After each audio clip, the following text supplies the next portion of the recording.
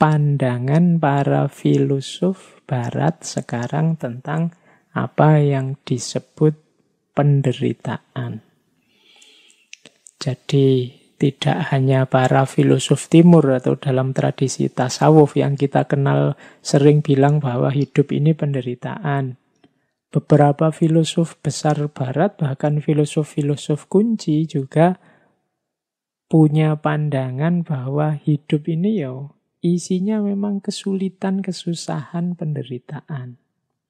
Cuma ada cirinya. Kalau di barat ini membaca penderitaan itu sebagai tantangan. Jadi penderitaan itu sebagai fase yang penting kita sadari untuk kita berkembang lebih baik.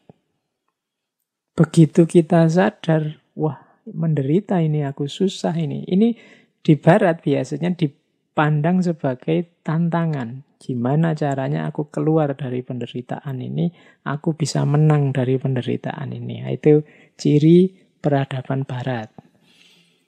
Misalnya ada pandangan dari, dulu pernah kita bahas, Arthur Schopenhauer. Beliau menulis tentang The World as Will and Idea, dunia sebagai keinginan dan ide.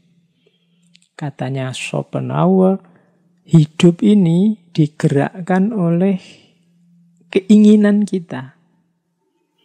Hari ini kita masih bisa hidup, bergerak, aktif, itu kan karena ada keinginan. Sayangnya, tidak semua keinginan kita bisa terpenuhi. Bahkan bisa dipastikan sebagian besar keinginan kita tidak terpenuhi. Nah, akhirnya apa? Karena keinginan kita tidak semua terpenuhi, kan lahir kekecewaan-kekecewaan, lahir kesedihan-kesedihan, lahir penderitaan. Jadi, ternyata manusia itu hakikat hidupnya adalah menginginkan sesuatu, tapi di balik keinginan itu ada kondisi bahwa tidak semua keinginannya terpenuhi. Berarti apa? Hidup ini ternyata intinya memang sulit, menderita.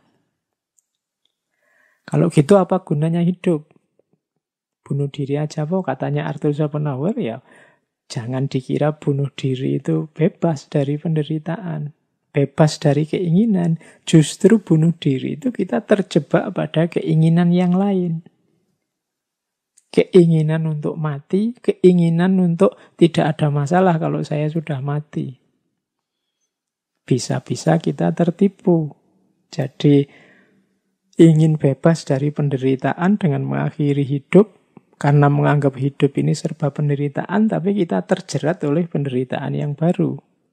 Terjerat oleh keinginan yang baru. Jalannya, katanya Schopenhauer, bukan dengan cara mengakhiri hidupnya, tapi apa? Mengontrol keinginannya. Jangan terlalu banyak karep, jangan terlalu mengandai-andai punya keinginan yang aneh-aneh. Nah, itu bisa jadi solusi untuk mengakhiri penderitaan. Jadi katanya Schopenhauer, diatur saja keinginannya. Jangan menginginkan yang aneh-aneh, yang tidak terjangkau. Sehingga kita tidak banyak kecewa.